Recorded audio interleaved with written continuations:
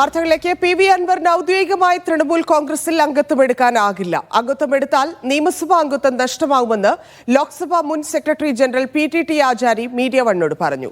സ്വതന്ത്ര MLAക്ക് ഒരു രാഷ്ട്രീയ പാർട്ടിയിലും അംഗത്വമെടുക്കാനാകില്ലെന്നും PTT ആചാരി പറഞ്ഞു. കൊൽക്കത്തയിലുള്ള PV അൻവർ ഇന്ന് കേരളത്തിലെത്തില്ല. കൂടിക്കാഴ്ച നടത്തിയിട്ട് മടങ്ങിയാൽ മതിയെന്ന് PV അൻവറിന് മമതയുടെ നിർദ്ദേശം. സ്വതന്ത്ര അംഗമായിട്ട് തിരഞ്ഞെടുക്കപ്പെട്ട ഒരാൾ മറ്റൊരു പാർട്ടിയിൽ ചേരാൻ പറ്റില്ല. ചേർന്നു കഴിഞ്ഞാൽ അത് അയോഗ്യതയാണ്. അപ്പോൾ ആ ആളിനെ അയോഗ്യനാണ്. അതാണ് നമ്മുടെ ആൻറ്റി ഡിഫെക്ഷൻ ലോ പറയുന്നത്. അദ്ദേഹം TMCയിൽ ചേർന്നിട്ടുണ്ടെങ്കിൽ, ഔദ്യോഗികമായി ചേർന്നിട്ടുണ്ടെങ്കിൽ തീർച്ചയായും അദ്ദേഹത്തിന് അയോഗ്യതയുണ്ടാവും, മെമ്പർഷിപ്പ് നഷ്ടപ്പെടും. പരാതി കൊടുത്തു കഴിഞ്ഞ് ഈ പരാതി കൊടുക്കുന്ന ആൾ വെറുതെ പരാതി കൊടുക്കുന്നതല്ല, അതിൻ്റെ ഡോക്യുമെൻ്റഡ് പ്രൂഫ് വെച്ചുകൊണ്ടാണ് കൊടുക്കുന്നത്. ചേർന്നാൽ അത് ഡോക്യുമെൻ്റ് ആയാലും അത് പ്രൂഫാണല്ലോ. ഒരു അംഗത്വം എടുക്കുക എന്ന് പറഞ്ഞു കഴിഞ്ഞാൽ അതിനൊരു ആപ്ലിക്കേഷൻ ഫോം ഉണ്ട്, അത് സൈൻ ചെയ്യണം. അപ്പോൾ അതൊക്കെ കിട്ടുമല്ലോ. അത് വെച്ചുകൊണ്ട് കൊടുത്തു കഴിഞ്ഞാൽ PV അൻവർ ഞാൻ ചേർന്നിട്ടില്ല എന്ന് പറയാൻ പറ്റില്ല. അപ്പം അദ്ദേഹം അങ്ങനെ ചേർന്നിട്ടില്ല എന്ന് പറയുന്ന ഒരു പ്രശ്നം ഉണ്ടാകുന്നില്ല. ആ ഒരു ഡോക്യുമെൻ്റ് പ്രൂഫ് ഉണ്ടെങ്കിൽ, ആവശ്യമായ പ്രൂഫ് തെളിവ് അതിനുണ്ടെങ്കിൽ സ്പീക്കർ അതിൽ തീരുമാനമെടുക്കാം. അയോഗ്യത, അതായത് ആൻറ്റി ഡിഫെക്ഷൻ ലോയുടെ പരിധിയിൽ പെടുന്നതാണെങ്കിൽ തീർച്ചയായിട്ടും സ്പീക്കർ ആ രീതിയിലുള്ള തീരുമാനമെടുക്കും.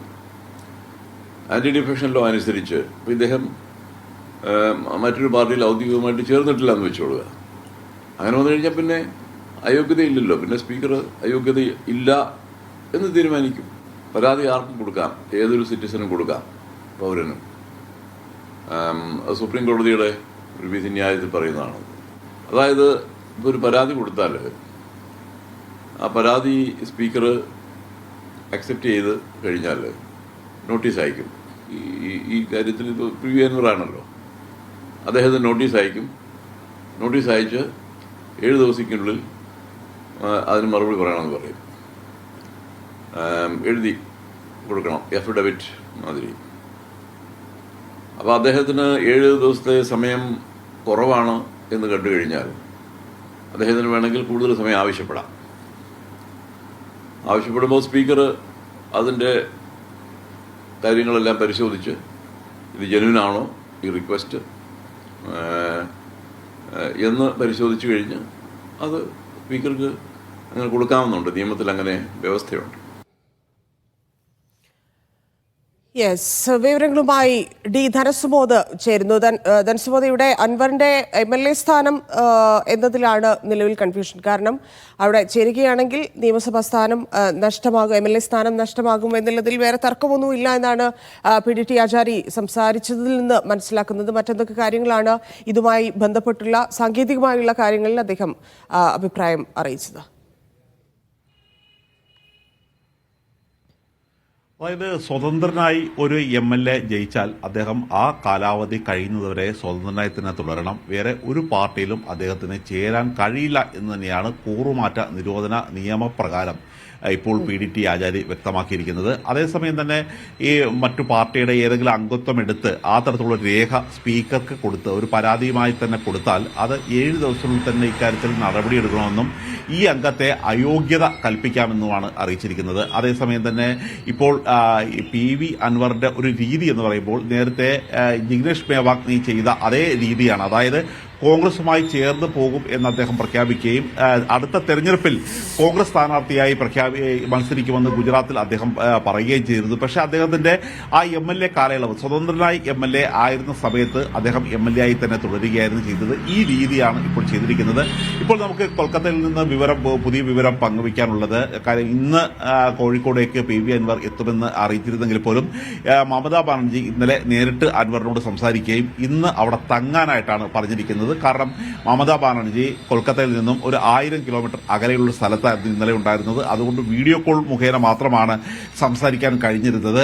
അഭിഷേക് ബാനർജിയുടെ ഒപ്പമായിരുന്നു മീറ്റിംഗിൽ PV അൻവർ ഉണ്ടായിരുന്നത്. ഇന്ന് വൈകിട്ട് മമതാ ബാനർജി വന്നതിന് ശേഷമായിരിക്കും കൂടിക്കാഴ്ച നടത്തുക. ഇന്ന് വൈകിട്ട് അല്ലെങ്കിൽ നാളെ രാവിലെ കൂടിക്കാഴ്ച നടത്താം എന്നുള്ളൊരു കാര്യമാണ് തീരുമാനിച്ചിരിക്കുന്നത്. മാത്രമല്ല ഒരു തദ്ദേശ സ്വയംഭരണ തെരഞ്ഞെടുപ്പിലെ ഒരു പെർഫോമൻസ് കൂടി ഈ ഒരു പ്രധാനമായിട്ടുള്ള ഒരു വിലയിരുത്തൽ ഇനി TMCയുടെ കേന്ദ്ര നേതൃത്വത്തിന്റെ ഭാഗത്തുനിന്നുണ്ടാവും, ബംഗാൾ നേതൃത്വത്തിന്റെ ഭാഗത്തുനിന്നുണ്ടാവും. കാരണം നേരത്തെ ഒരു തൃണമൂൽ കോൺഗ്രസ് ഒരു യൂണിറ്റ് സ്ഥാപിച്ചെങ്കിൽ പോലും ബംഗാളിന് പുറത്ത് ഒരിടത്തും വലിയ നേട്ടമുണ്ടാക്കാൻ തൃണമൂൽ കോൺഗ്രസിന് കഴിഞ്ഞിട്ടില്ല. അതുകൊണ്ട് തന്നെ ഈ തദ്ദേശ സ്വയംഭരണ തെരഞ്ഞെടുപ്പിൽ വലിയ നേട്ടമുണ്ടാക്കാനുള്ള ശ്രമം ഉണ്ടാക്കണം എന്നുള്ളൊരു കാര്യമാണ്. പക്ഷേ ധനസുമതി, ഇവിടെ ഈ കാലാവധി തീരും മുമ്പ് മറ്റൊരു പാർട്ടിയിൽ ചേർന്നാൽ ഈ ഒരു അയോഗ്യത പ്രശ്നം ഉള്ളതുകൊണ്ട് സ്വാഭാവികമായിട്ടും അടുത്ത നിയമസഭാ തെരഞ്ഞെടുപ്പ് അടുക്കുന്നതോടെ ആയിരിക്കില്ലേ പാർട്ടിയിലേക്ക് ചേരാൻ, ഔദ്യോഗികമായി ചേരാനുള്ള ഒരു സാധ്യത? നിലവിൽ അങ്ങനെയല്ലേ? ഇതിപ്പോൾ തദ്ദേശ സ്വയംഭരണ തെരഞ്ഞെടുപ്പ് കഴിഞ്ഞതിന് ശേഷം MLA സ്ഥാനം രാജിവെക്കാനും അതിനുശേഷം പാർട്ടിയിൽ ചേരാനുമാണ് അൻവർ തീരുമാനിച്ചിരിക്കുന്നത്. അതിന്റെ ഭാഗമായിട്ട് തന്നെ സംസ്ഥാന കമ്മിറ്റി ഇനി അൻവർ ആരെയാണോ തീരുമാനിച്ചിരിക്കുന്നത് അവരെ ഉൾപ്പെടുത്തി തന്നെ സംസ്ഥാന കമ്മിറ്റി നിലവിൽ വരും.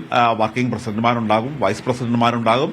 14 ജില്ലാ കമ്മിറ്റികളും രൂപീകരിക്കാൻ തന്നെയാണ് തീരുമാനിച്ചിരിക്കുന്നത്. ഈ വിഷയങ്ങളാണ് PV അൻവറും സംഘടനാ നേതൃത്വവുമായിട്ട് TMCയിൽ സംസാരിച്ചിരിക്കുന്നത്. അതേസമയം സംസ്ഥാന അധ്യക്ഷ പദവി എന്നുള്ളത് ഒഴിച്ചിടുകയായിരിക്കും ചെയ്യുന്നത്.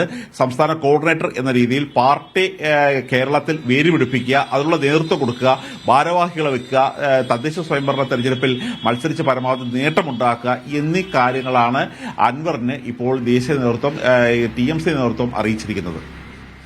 ശരി ധനസുമതി.